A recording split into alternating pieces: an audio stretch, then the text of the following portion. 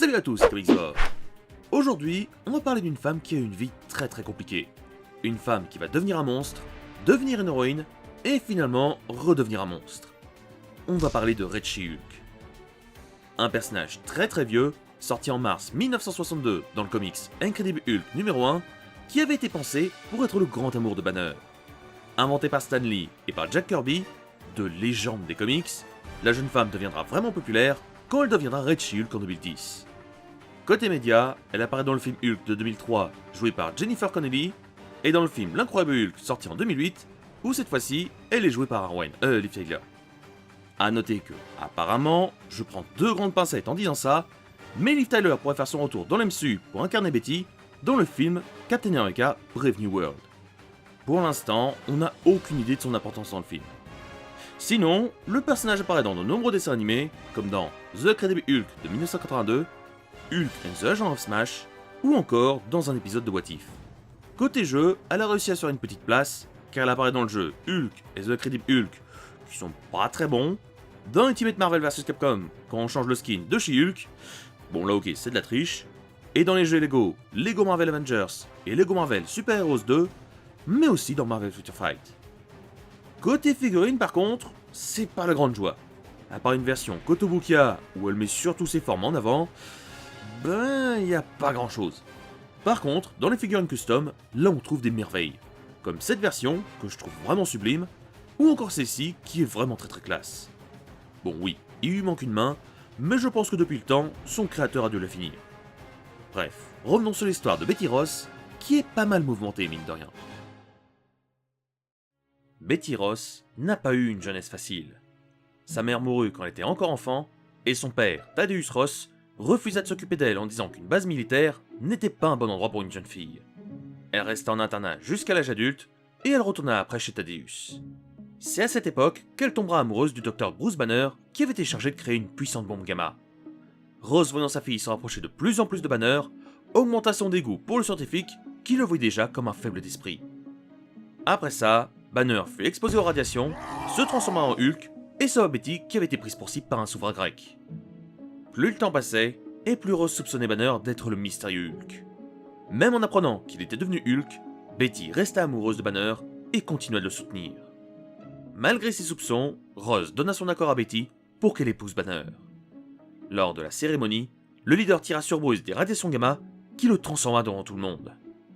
Finalement, après de fausses rumeurs sur Banner qui aimerait une autre femme, Betty s'autorisa à aimer Glenn Talbot, et finalement, elle se maria avec lui.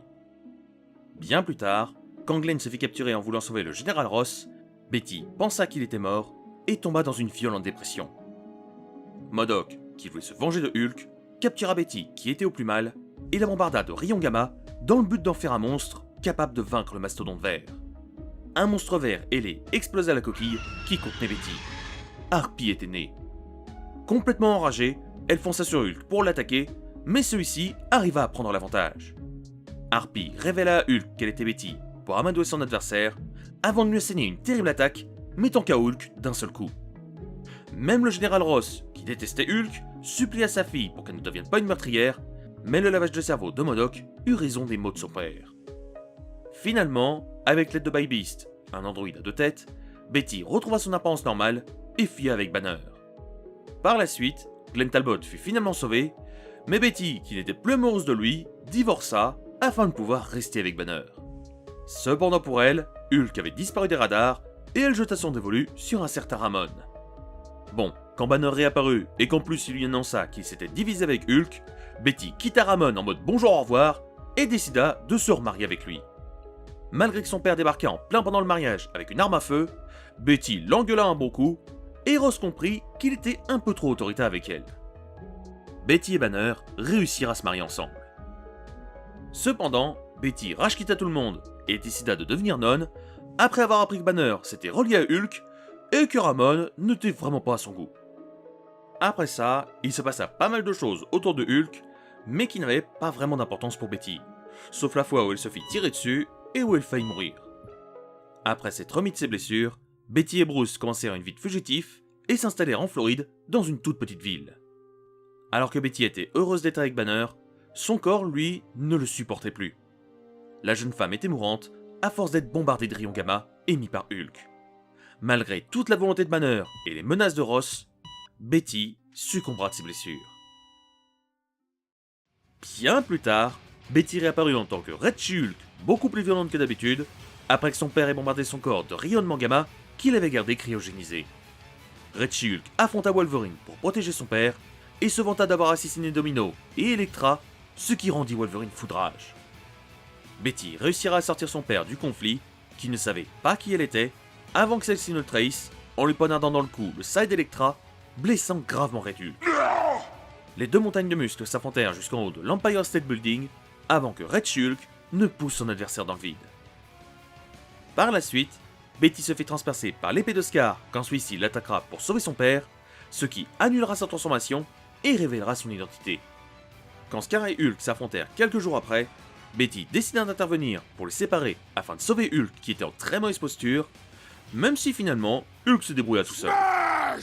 Après avoir dit à Banner qu'ils n'étaient plus mariés ensemble, la jeune femme rejoigna Scar et Bomb et Korg dans leur combat contre l'Abomination, mais également contre un Doctor Strange possédé. Et on va s'arrêter là. Après tout, on vient de résumer presque 50 ans d'histoire. Pour celles et ceux qui voudraient savoir la suite, on la retrouve dans le comics Incredible Hulk numéro 267, puis dans les comics Hulk volume 3, où elle affrontera Hulk avant de finalement se réconcilier avec lui. Penchons-nous maintenant sur ses capacités. Étant redevenu Harpie, on va se concentrer sur ses stats en tant qu'Harpie. Niveau force physique, Harpie est vraiment balèze. Sa force n'a jamais été calculée précisément, mais elle est capable de faire de lourds dégâts ou de déplacer des objets vraiment très lourds. Pour ce qui est de ses vitesses, au sol, Harpie se débrouille, mais dans les airs, il ne faut surtout pas la sous-estimer. Dans les comics, il est dit que dans les airs, elle pourrait aller aussi vite qu'un avion en réaction. Côté intelligence, Betty était une brillante scientifique qui a étudié de nombreuses années. Loin d'être un puits de savoir, mais elle a quand même de bonnes connaissances. Pour ce qui est de sa résistance, Harpie est capable de tenir tête à un Hulk pas trop vénère, ce qui est déjà vraiment pas mal, mais en plus, elle possède un talent de guérison extrêmement avancé, lui permettant de survivre à des coups qui devraient être mortels. À distance, Harpie est capable d'envoyer de puissantes vagues d'énergie qui blesseront le mental de leurs adversaires. Elle a même réussi à mettre KO Hulk avec cette attaque, donc on va éviter de la sous-estimer. Au corps à corps, Harpie n'est pas non plus à prendre à la légère. Elle est équipée de griffes très puissantes qui coupent le corps de Hulk très aisément, alors qu'il est censé être très résistant.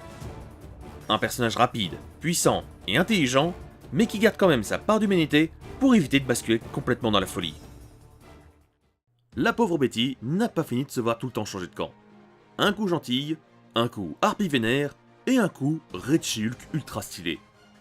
J'espère que cette vidéo vous aura plu, et quant à moi, je vous laisse, et on se retrouve dans quelques jours pour une vidéo très spéciale sur les origines historiques d'un héros très populaire.